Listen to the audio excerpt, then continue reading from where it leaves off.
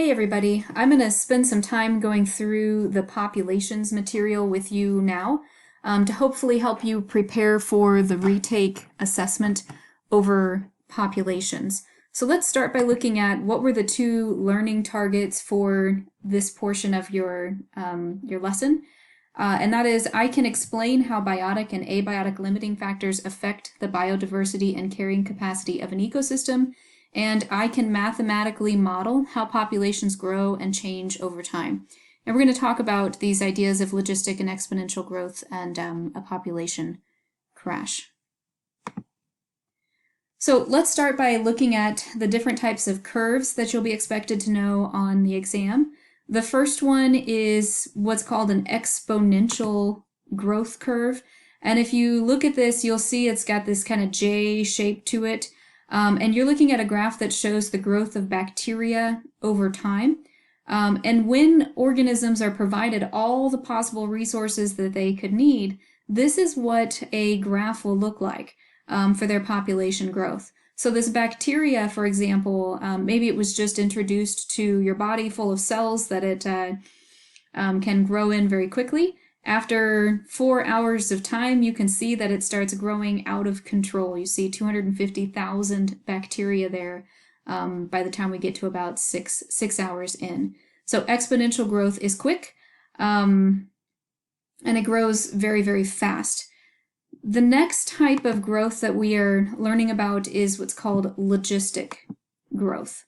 And this S-shaped curve is the logistic growth curve. And what we learn is that logistic growth has this exponential period, and you can see that there, that kind of J shape at the beginning.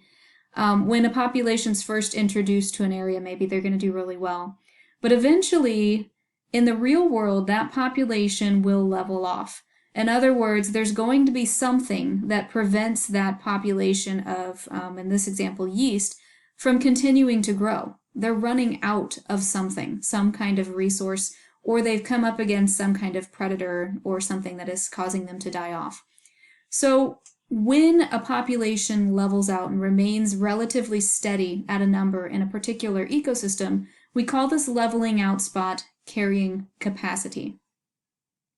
Carrying capacity is that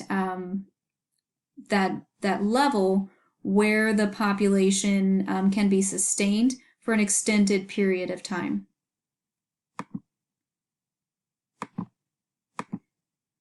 Okay, so there's the definition for you. Carrying capacity is the population size an environment can support over time. So far we've learned 3 vocab words: exponential growth, logistic growth, and carrying capacity. You should be pretty comfortable with using those terms. You should be able to look at different graphs and identify, is it logistic or exponential? You should also be able to identify where the carrying capacity of a graph is. So let's practice. Before we practice, let's go through one more vocab term that goes with these, and that's called limiting factors. So anything that prevents a population from growing out of control is called a limiting factor. So this says list 5 limiting factors that might affect a population of moose. So some things that might keep moose from growing out of control. Well, the predators on the island, right? Maybe there's wolves there that are causing the population to stay in check. Maybe the amount of food could be a limiting factor. If they run out of food, they can't continue to populate the area. The amount of space they have to live in could be one. Any kind of disease that may be impacting that population, and weather certainly could play into this as well. How much rainfall they get. Is there a drought? Are there floods? Is there any kind of severe weather impacting the area? So any of those could be limiting factors to the size of a moose population. When it comes to talking about limiting factors, there's 2 additional terms we're going to ask that you are familiar with using. They are abiotic and biotic. So abiotic limiting factors are non-living. Bio, remember, means life. A means not. So abiotic is non-living factors that limit a population's growth. So in a minute, we'll go to that same list and we'll identify which of those were abiotic and which were biotic. Then alternatively, biotic limiting factors are the living ones. that limit a population's growth. So predators and food availability would be examples there. So if we go back to our list and we want to identify on this list which are abiotic limiting factors, those are the non-living ones. From my list, the two that I could circle definitely are the amount of space and the weather. Some people tend to also circle disease, and you could make an argument for disease one way or the other. If it's a viral disease, maybe you could argue that it's non-living. We could go back to your characteristics of life stuff to decide on that one. So diseases sometimes fit in abiotic or in the biotic category. But certainly number of predators, that's a living thing, right? The wolves, that's a biotic factor. And the amount of food, well, that's plants, right? And plants are living too. So that's also a biotic factor. Okay, let's practice using these vocab terms then with a potential quiz question. So here I've given you a graph, and before I even want you to answer this question on the screen, I want you to think to yourself, what kind of graph are you looking at? Are you looking at exponential growth or logistic growth?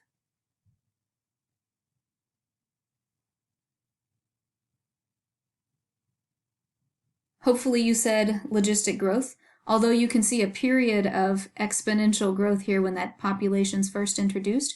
What gave it away is the fact that it begins to level out here, okay? So now let's look at the graph carefully. Pay close attention to the y-axis and see if you can identify what is the carrying capacity for this population.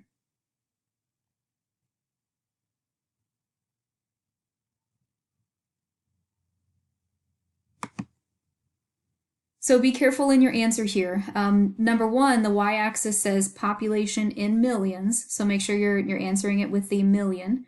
And then also look specifically at where it levels off, where it gets the most or where it stays the most steady. So if I pull that line over here, it's maybe a little over 1.5 million, okay? Now there's this thing called an overshoot here, and it's labeled on this graph, but it won't necessarily be labeled on every graph that you see. An overshoot shows where the population grew beyond the carrying capacity of the environment. It's not a sustainable population size over time. Do not mistake that as the carrying capacity. Remember, carrying capacity is a population that can be maintained for an extended period of time. The overshoot is not sustainable. I would not ask you to memorize the word overshoot, but I do want you to know how to properly identify where the carrying capacity is. All right, looking at this population, I know we don't have any organisms here to think about. Let's pretend like it's rabbits. Can you list some biotic factors that may keep this population of rabbits from growing exponentially? I'll give you a few seconds to think about it.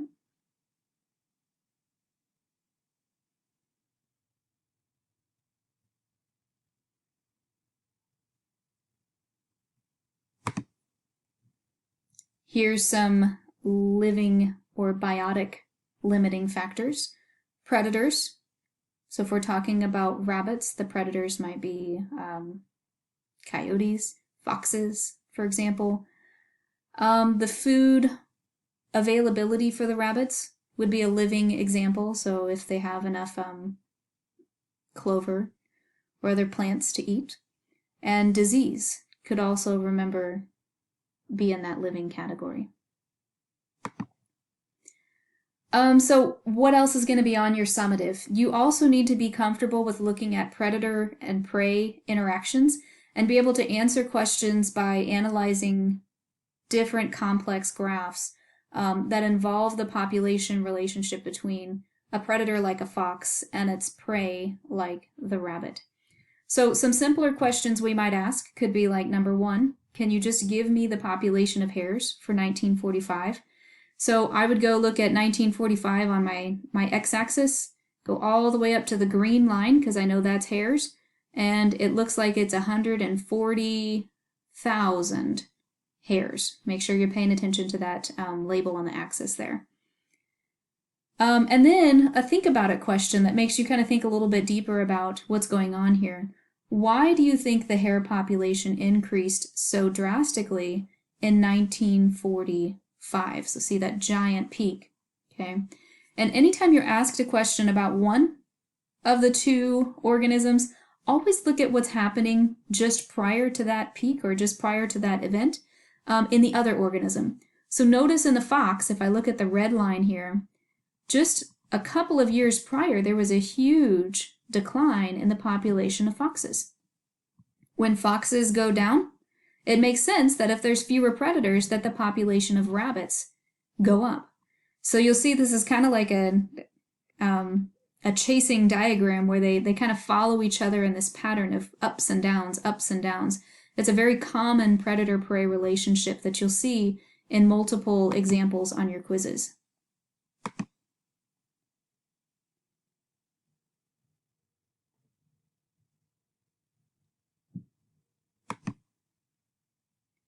Okay, so then the next one we might ask, what is the fox population in 95? And why do you think the fox population decreased in 95? I'll give you a minute to answer that on your own.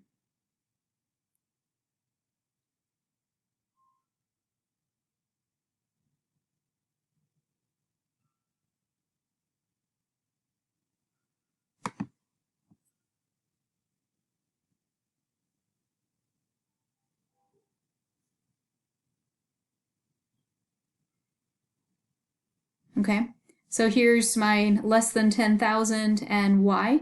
Well, if the population of hares decrease just prior to 1995, you see it, right? If that goes down, then the fox lose food, right? So that's also going to cause the fox population to go down. One more thing I'm going to leave you with today before you try your practice quiz and your summative. Make sure you pay really close attention to the axes on your graph. Sometimes you will come across a graph that looks like this. Notice there is a separate axis for wolves than there is for moose. So I have to look at two things here. I have to look at my key for wolves. It's the little open diamonds. And if I'm asking about the wolf population, I'm going to use this axis on the left. So the wolf population in 1969 would have been around 25. Okay. Alternatively, if I wanted to know the moose population in the year 2009, I want to make sure I'm using this axis over here for moose. See, it's labeled moose, and I'm also looking at the moose with the square dark box there. So 2009, the population of moose might have been around 700. So just make sure you pay close attention to that. I'm going to really quickly go back to our objectives. Here we go, our learning targets. Before you take the quiz, make sure you're able to use the terms biotic and abiotic limiting factors and explain how they impact the carrying capacity of an ecosystem, and then discuss how, or be able to analyze how populations grow and change over time using the logistic and exponential growth curves. Hopefully this was helpful. Send your teacher a note if you're still struggling, and we will help you how we can.